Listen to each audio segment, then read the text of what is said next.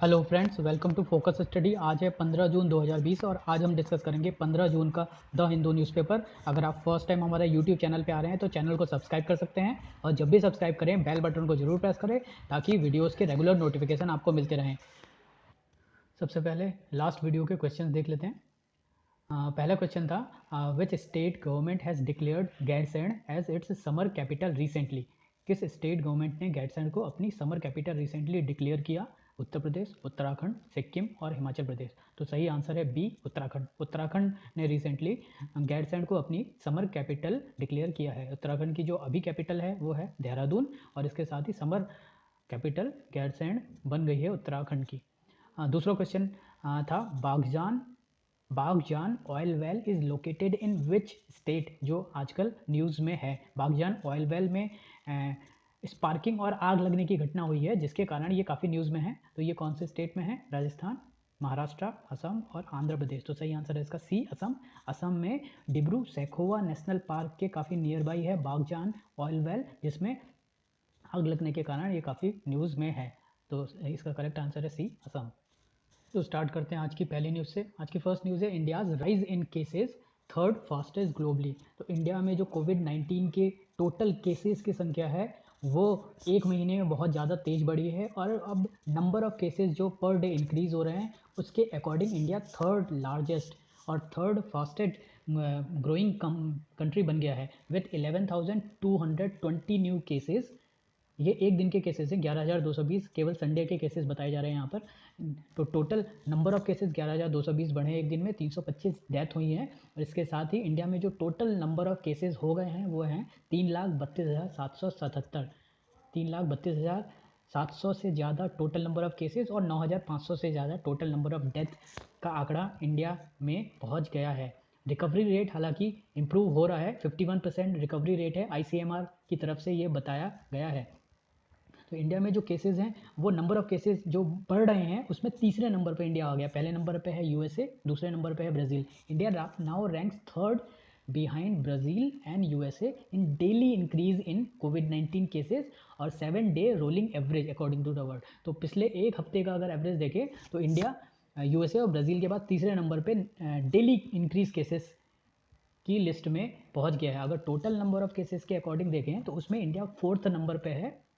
First number पे है USA, दूसरे नंबर पे है ब्राज़ील और तीसरे नंबर पे है रसिया। USA, ब्राज़ील और रसिया के बाद इंडिया चौथे नंबर में टोटल नंबर ऑफ केसेस में है। तो इंडिया में जो केसेस हैं वो लगातार बढ़ते जा रहे हैं और यहाँ पर स्टेट का जो आंकड़ा है वो डिपिक्ट किया गया है इन टर्म्स ऑफ ग्राफ में ये बताया गया है कि कौन से स्टेट में किस तरह के जो ग्रोथ है वो देखा जा रहा है। यहाँ पर जो सबसे ज़्यादा वरिंग ट्रेंड है तमिलनाडु का, दिल्ली का, जो आप रेड में देख सकते हैं ग्राफ, दिल्ली, तमिलनाडु, आंध्र प्रदेश, तेलंगाना, उड़ीसा यहाँ पर और हरियाणा। इसमें जो नंबर ऑफ डेली केसेस ये बहुत तेज़ बढ़ रहे हैं।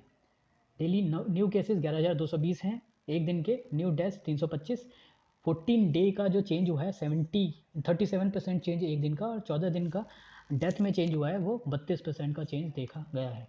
जो टोटल केसेस बढ़े हैं, China has preferred talks.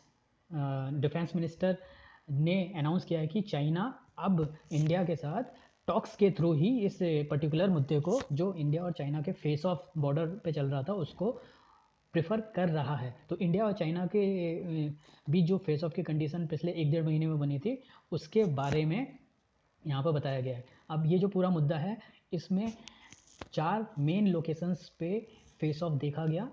3 locations हैं आपकी ईस्टर्न लद्दाख में। ईस्टर्न लद्दाख में 3 लोकेशन हैं। हम थोड़ा सा रफ मैप ड्रॉ कर लेते हैं इंडिया और चाइना बॉर्डर का। तो यहाँ पर ईस्टर्न लद्दाख में 3 लोकेशंस हैं और एक नाकुला पास यहाँ पर है। ये जो 3 लोकेशन है उसमें है पेगोंग सो लेक, धैनचैक और गालवान रिवर वैली। और सिक्किम में है नाकुला पास। इंडिया और चाइना का जो बॉर्डर है वो 3 सेक्टर में डिवाइडेड है, western sector, central sector, eastern sector, जिसमें और जो स्टेट या यूनियन टेरिटरी चाइना के बॉर्डर को टच करती हैं वो अगर हम वेस्टर्न सेक्टर में बात करें तो लद्दाख यूनियन टेरिटरी है। सेंट्रल सेक्टर में हिमाचल प्रदेश और उत्तराखंड है जो चाइना के बॉर्डर को टच करता है। ईस्टर्न सेक्टर में सिक्किम और अरुणाचल प्रदेश है। और अभी जो टॉक्स हो रही हैं वो कुछ लोकेशंस को लेके हो रही हैं और आगे ऐसा माना जा रहा है कि आगे बाकी जो लोकेशन है उनके बीच भी जो डिस्प्यूट की कंडीशन बन रही है उसको निगोशिएशन के थ्रू सुलझा लिया जाएगा। अब यहाँ पर जो मेन पॉइंट ऑफ कंसर्न बना हुआ है वो है पेगोंग सो लेक।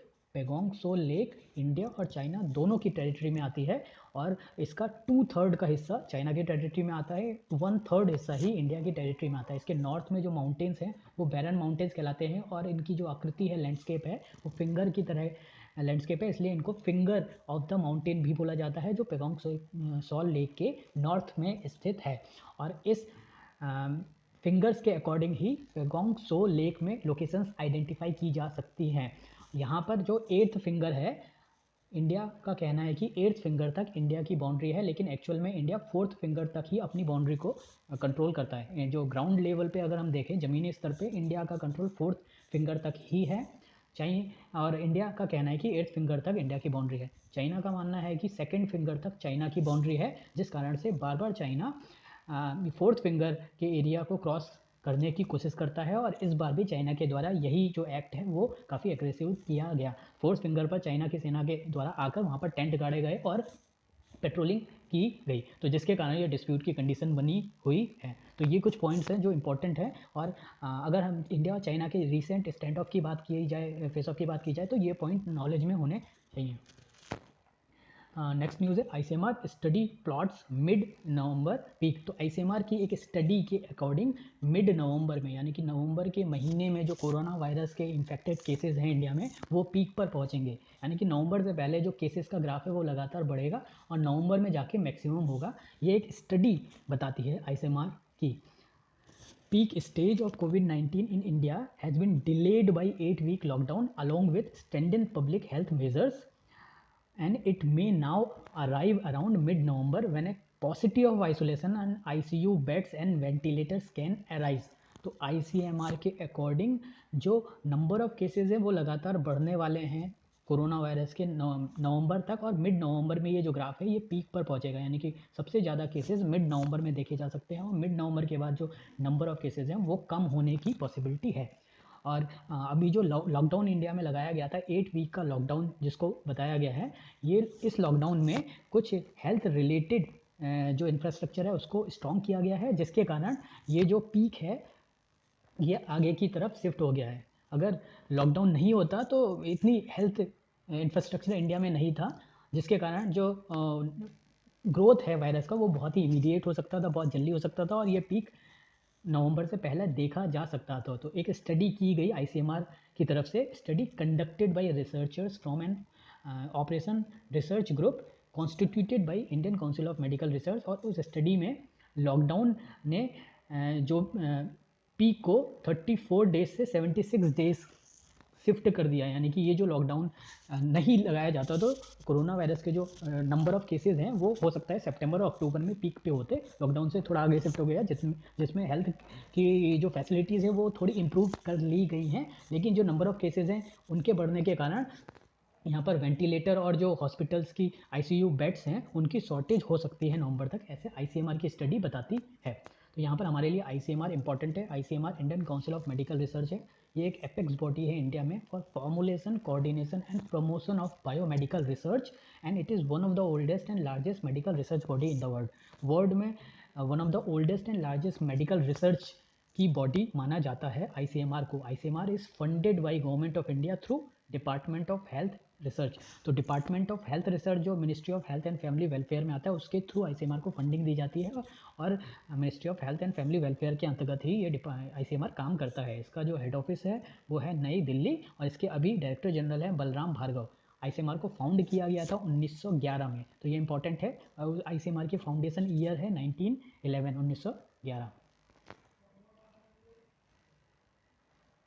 अब हम चलते हैं नेक्स्ट न्यूज़ की तरफ।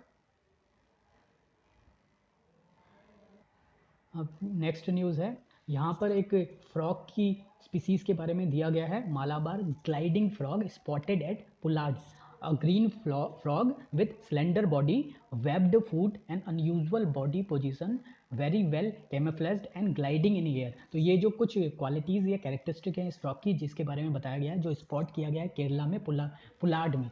तो ये जो फ्रॉग है इसके जो फीट हैं वो वेब्ड हैं, स्लेंडर बॉडी है, बहुत ही स्लेंडर और पतली सी बॉडी है, और इसकी जो अनयूजुअल बॉडी पोजीशन है, कैमोफ्लॉग है, ये पत्तियों में जाके अपना कलर चेंज करने की प्रॉपर्टी रखता है और जंप करके ग्लाइडिंग एयर में करता है, और इसकी द्वारा जो ग्लाइडिंग है वो 10 से 12 मीटर की ग्लाइडिंग की जाती है और काफ़ी लंबा ये जंप कर सकता है। ये जो मालाबार ग्लाइडिंग फ्रॉग है, इसका साइंटिफिक नेम है रैकोफोरस मालाबैरिकस। रैकोफोरस मालाबैरिकस इसका साइंटिफिक नेम है, जो केरला में पुलाड में पाया गया है। ये जो फ्रॉग है ये केरला में एंडेमिक फ्रॉग है, केरला का एंडेमिक फ्रॉग है, और जो वेस्टर्न घाट के रेन फॉरेस्ट में ही पाया जाता है और कहीं नहीं पाया जाता है। एंडेमिक का मतलब है उसी पर्टिकुलर लोकेशन पे पाई जाने वाली ये फ्रॉग की स्पीसीज है। Frog endemic to rain forest of western घाट region. Frog has got a body length of 10 centimetre, तो 10 सेंटीमीटर का फ्रॉग है, making it one of the largest mossy frog. The fingers and toes are like stick to attach to and walk through tree branches. Males are smaller than female, और इसमें जो male species वो female से smaller होती है। तो ये जो फ्रॉग है ये केरला में पाया गया है, मालाबार फ्रॉग। इसका साइंटिफिक नाम पूछा जा सकता है रैकोफोरस मालाबैरिकस, या इसको बोलते हैं Malabar gliding frog. Next news है 3 states yet to reply on labour law changes. Parliamentary committee on labour ने रिप्लाई मांगा था इंडिया में 13 स्टेट से, जिन स्टेट गवर्नमेंट ने लॉकडाउन के बाद इंडस्ट्रियल एक्टिविटीज़ को इंक्रीज करने के लिए अपने अपने स्टेट्स में जो लेबर लॉज थे उनको रिलैक्स कर दिया था, और जो भी इंडस्ट्रीज थी उनको ज़्यादा पावर दे दी थी regarding managing labour and their work production. तो इन 13 जो स्टेट्स हैं उनमें से 3 स्टेट्स ऐसे हैं जिन्होंने पार्लियामेंट्री कमेटी ऑन लेबर के क्वेश्चन का अभी तक कोई आंसर नहीं दिया, कोई रिस्पांस नहीं दिया है। More than a month after parliamentary committee on labour wrote to 8 state government asking explanation on labour law changes during extended lockdown. तो ये जो स्टेट है उत्तर प्रदेश, गुजरात और मध्य प्रदेश, और ये तीनों ही ऐसे स्टेट्स हैं जिन्होंने सबसे ज़्यादा और सबसे ओपन वे में लेबर लॉ को रिलैक्स किया है। इन 3 स्टेट्स के द्वारा ही सबसे ज़्यादा लेबर लॉ चेंज किए गए हैं। टोटल स्टेट्स 13 थे जिन्होंने डाइल्यूट किए थे, जैसे, और इसमें कुछ प्रोविज़न ऐसे रखे गए थे जैसे कि जो वर्किंग टाइम पीरियड होता है वो नॉर्मली 8 आवर्स होता है, तो 8 आवर्स को इंक्रीज़ करके 12 घंटे 12 आवर्स नॉर्मल टाइम पीरियड और वर्किंग टाइम कर दिया गया था। इसके अलावा कुछ स्टेट गवर्नमेंट ने जो नंबर ऑफ टोटल वर्कर्स हैं जो किसी एक इंडस्ट्रियल यूनिट में काम करते हैं उनको भी चेंज किया, जिससे कि बड़ी कंपनी भी कम कंट्रोल, बड़ी कंट्रीज़ को भी कम से कम लेबर लॉ फॉलो करने पड़े और कंपनीज अपने अकॉर्डिंग प्रोडक्शन एक्टिविटीज़ को बढ़ा सके। इसमें केवल एकमात्र स्टेट था जिसने टाइमली रिस्पॉन्स किया, और वो स्टेट था असम। इंडस्ट्रियल डिस्प्यूट एक्ट में चेंजेस किए गए थे to increase of companies coming under law from those employing 100 workers to those having 300 workers. तो जो कम प्रोविज़न 100 वर्कर्स की एक इंडस्ट्री को फॉलो करना पड़ता है वो अब 300 वर्कर्स की इंडस्ट्री भी फॉलो कर सकती है, यानी कि बड़ी कंपनियों को भी कम लेबर रिलेटेड प्रोविजंस फॉलो करने पड़ेंगे। तो एक तरह से वो अपने लेबर रिलेटेड जितने भी कंप्लाइंसेस है उनकी परवाह किए बिना वो आगे अपना काम बढ़ा सकते हैं। पार्लियामेंट्री लेबर कमेटी जो होती है, पार्लियामेंट के मेंबर्स की कमेटी होती है, ये पार्लियामेंट्री कमेटी होती है जो लेबर डिपार्टमेंट और लेबर रिलेटेड जो भी मैटर्स होते हैं उनको डील करती है। इस पर्टिकुलर कमेटी के जो अभी हेड हैं या चेयरमैन हैं वो हैं Bhartruhari Mahtab parliamentary committee of labour के हेड हैं, और ये लेबर रिलेटेड मुद्दों पे अपनी रिकमेंडेशन फर्दर पार्लियामेंट में प्रेजेंट करती है। India looks to deploy naval liaisons. India कुछ अपने नेवी के लाइजनिंग ऑफिसेस खोलेगा और लाइजनिंग ऑफिसर्स को पोस्ट करेगा at Madagascar and Abu Dhabi for information exchange. तो 2 लोकेशन हैं जिनकी बात की जा रही है, मेडागास्कर में और अबू धाबी में। इन 2 लोकेशन पे इंडिया की तरफ से नेवी के लाइजनिंग ऑफिसर को पोस्ट किया जाएगा। इंडिया ने recently Indian ocean commission join किया है, एज ए ऑब्जर्वर, और ये मार्च के महीने में इंडिया ने ज्वाइन किया है। India is looking to post navy liaison officers at regional maritime information fusion centre in Madagascar and at European maritime surveillance initiative in state of Hormuz Abu Dhabi for improving maritime domain experience. तो India ने जो organisation, जो commission join किया वो है Indian Ocean Commission. इसमें as a observer India ने मार्च के महीने में ज्वाइन किया है। तो इसके बाद इंडिया 2 जगह अपने नेवी लाइजनिंग ऑफिसर पोस्ट करने वाला है। ये लाइजनिंग ऑफिसर पहले पोस्ट किए जाएंगे मेडागास्कर में। मेडागास्कर में एक ऑर्गेनाइजेशन है जिसका नाम है regional maritime information fusion centre. तो ये सेंटर है, यहाँ पर एक ऑफिसर को पोस्ट किया जाएगा, लाइजनिंग ऑफिस को, navy liaisoning officers at regional maritime information fusion centre Madagascar में। इसके अलावा अबू धाबी में European maritime surveillance initiative in state of Hormuz में एक दूसरा ऑफिस इंडिया की तरफ से बनाया जाएगा। अगर हम इंडियन ओशन कमीशन की बात करेंगे तो ये साउथ वेस्ट इंडियन ओशन के देशों का एक ग्रुप है। Indian ocean commission is a regional forum in south West Indian ocean, और इसमें मेनली 5 कंट्रीज़ हैं। वो कंट्रीज़ कौन कौन सी हैं? कॉमरोज, रियूनियन आइलैंड। रियूनियन आइलैंड को यहाँ पर फ्रांस रिप्रेजेंट कर रहा है बिकॉज रियूनियन आइलैंड फ्रांस के टेरिटरी मानी जाती है, रियूनियन आइलैंड, इसलिए यहाँ पर है कॉमरोज, फ्रांस, मेडागास्कर, मॉरिशस और सेशल्स। तो इंडियन ओशन कमीशन में ये 5 कंट्रीज़ हैं, कॉमरोज, फ्रांस, मेडागास्कर, मॉरिशस और सेशल्स। इसके अलावा इंडिया ने मार्च के महीने में इसको एज ए ऑब्जर्वर ज्वाइन किया है। चाइना और यूरोपियन यूनियन ऑलरेडी इस पर्टिकुलर ऑर्गेनाइजेशन में ऑब्जर्वर थे। चाइना 2016 से ऑब्जर्वर था, यूरोपियन यूनियन 2017 से ऑब्जर्वर था। दूसरा ऑर्गेनाइजेशन जिसकी हमने यहाँ पर बात की वो है regional maritime information fusion centre, जो आईओसी के अंतर्गत ही काम करता है, और इंडिया के साथ साथ जापान और यूनाइटेड नेशन भी इसके मेंबर हैं। India has an LO at IFC in Singapore for over 4 years now. तो 4 साल से इंडिया का लाइजनिंग ऑफिस सिंगापुर में ऑलरेडी है। Navy set up IFC IOR in December 2018 in premises of Information Management and Analysis Center in Gurugram to track maritime movement in the region। तो navy ने already maritime movement को track करने के लिए गुड़गांव में एक सेंटर इस्टेब्लिश किया था दिसंबर 2018 में, जिसका नाम है information management and analysis centre. ये नेवी का एक सेंटर कहलाता है, IFC IOR centre on information management. तो ये ऑलरेडी नेवी ने गुरुग्राम में या गुड़गांव में 2018 में शुरू किया है, और इसी के अकॉर्डिंग जो बाकी सेंटर हैं वो लाइजनिंग की जाएगी। France is the first country to deploy LO at IFC IOR followed by US। तो पहली कंट्री कौन है जिसने IFC IOR पे अपना लाइजनिंग ऑफिस खोला है? वो कंट्री है फ्रांस, उसके बाद है USA। तो फ्रांस पहली कंट्री है, USA दूसरी कंट्री है, और अब India observer state Indian ocean commission का बनने के बाद अपना लाइजनिंग ऑफिस मेडागास्कर और अबू धाबी में स्टेट ऑफ हॉर्मुज के एरिया में खोलने वाला है। तो यहाँ पर हम मैप में देख लेते हैं। यहाँ पर जो पहला ऑफिस इंडिया खुलेगा वो मेडागास्कर में खोलने वाला है। ये है मेडागास्कर की लोकेशन।